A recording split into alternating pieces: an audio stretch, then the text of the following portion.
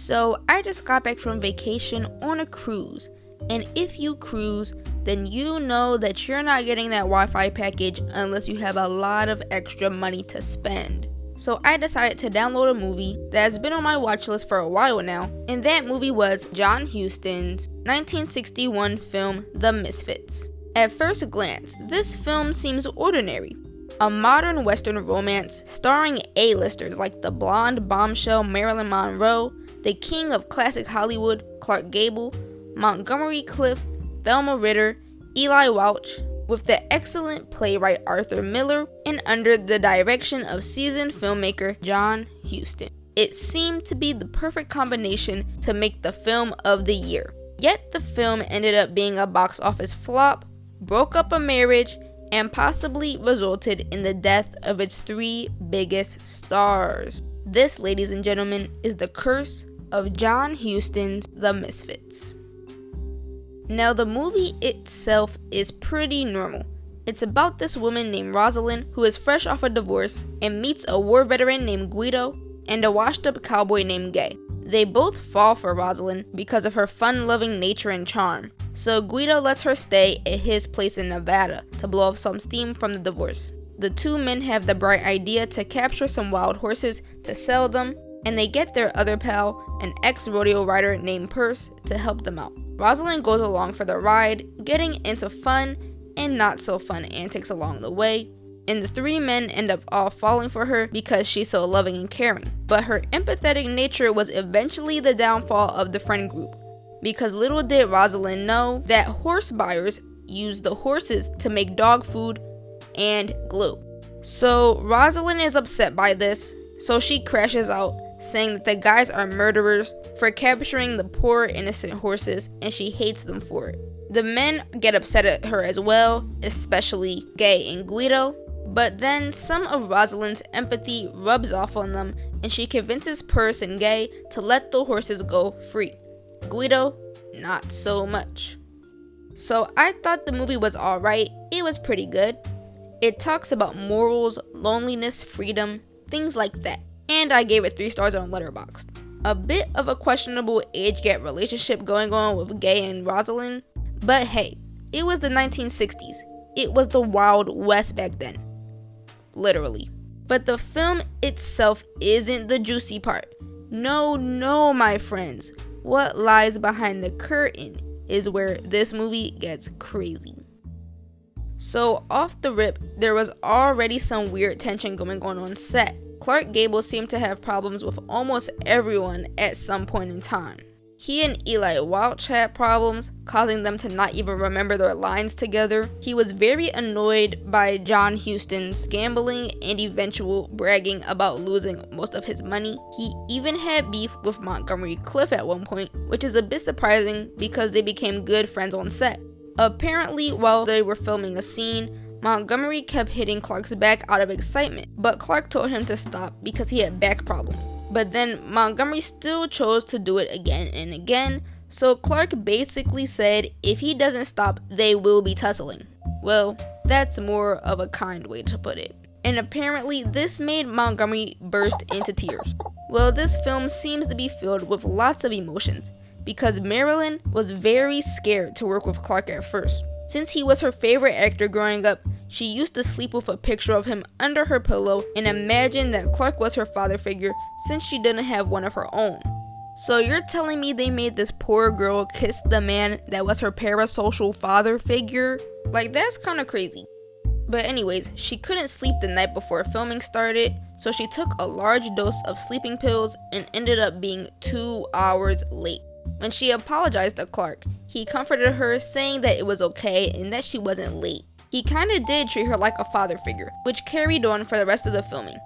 So that's kind of sweet. But Marilyn popping those pills was the cause of a lot of mishap going on during the film.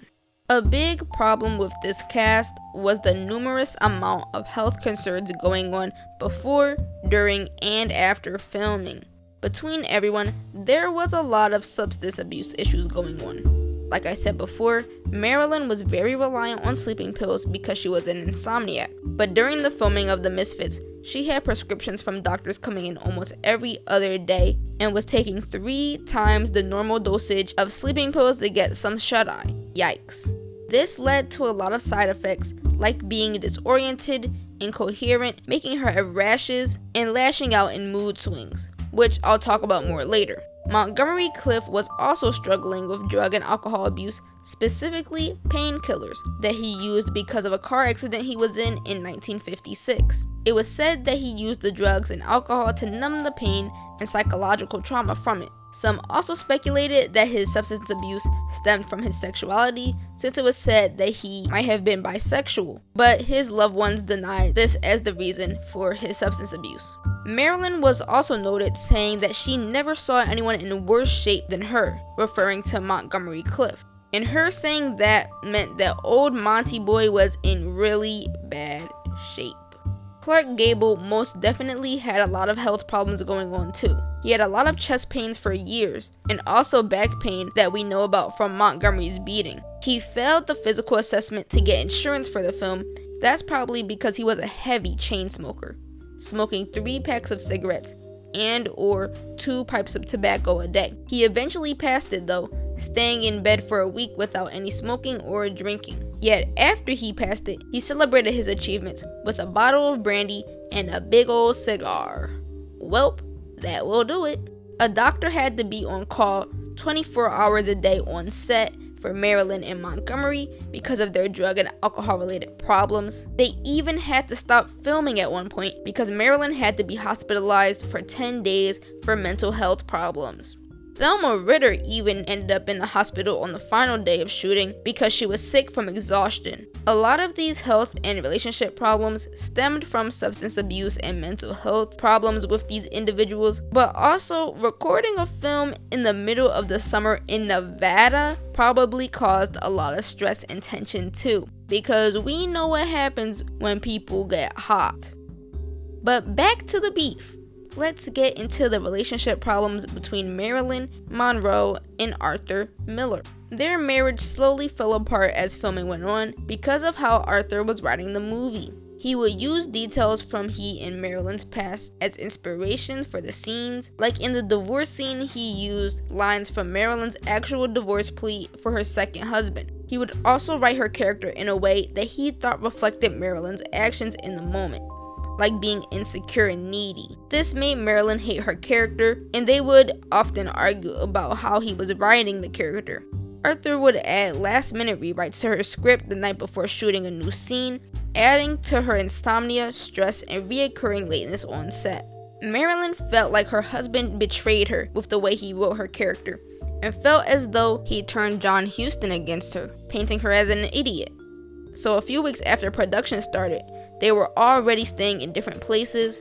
They stopped speaking to each other, and then Arthur started seeing the photographer for the film, which eventually became his third wife. Marilyn and Arthur ended up divorcing in January of 1961, just a month before the Misfits release. Now, between all of the stress, tension, health problems, and the heat of the Nevada sun, there lied a curse, which caused the 3 biggest stars, Marilyn Monroe, Clark Gable, and Montgomery Clift, to die. So let's get into that. The film ended up being Clark Gable and Marilyn Monroe's final movie. Clark was very proud of this film, saying that The Misfits and Gone with the Wind are the 2 films that he can be truly proud of in his career. But the stress of dealing with his castmates and director, along with trying to keep Marilyn afloat during her breakdowns, probably took a toll on him. So after they finished filming, of course he would be happy to get it over with. So on the final day of filming, he said, and I quote, "Christ, I'm glad this picture is finished. She damn near gave me a heart attack," referring to Marilyn Monroe and her problems on and off set.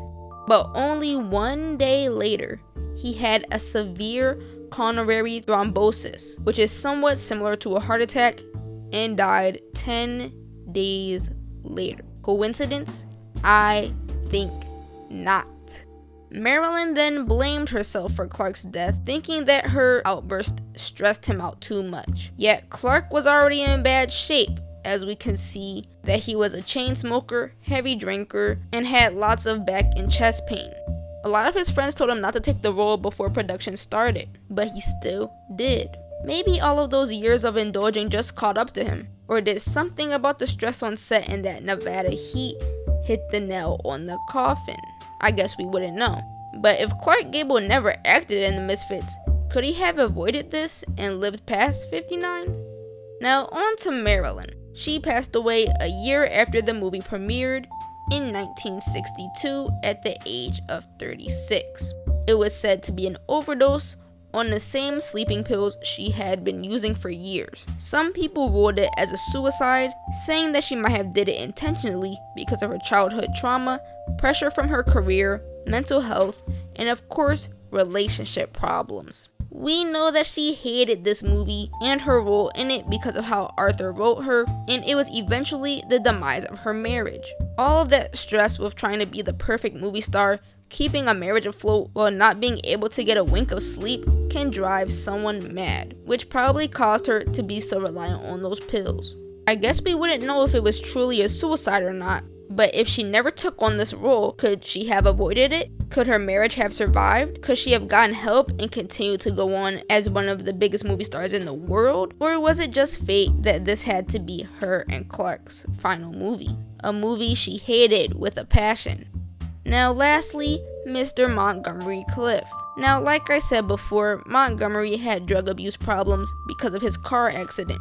But it was said he had similar mental health issues as Marilyn, with all of the pressure of being a big star and trying to be the perfect leading man, but also there's the aspect of his sexuality that could have added to his stress as well.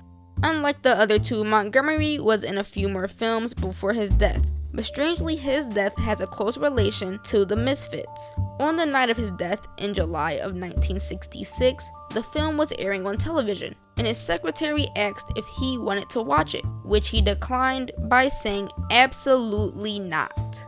He then decided to take a bath instead, but while he was in the bath, he suffered a fatal heart attack caused by occlusive coronary artery disease and passed away at 46. So Montgomery dying just a few moments after he showed such disinterest to a film that he was in. Maybe he didn't like it because of all of that stress and arguing that went down on set, or maybe it's because of what the film did to the rest of his peers.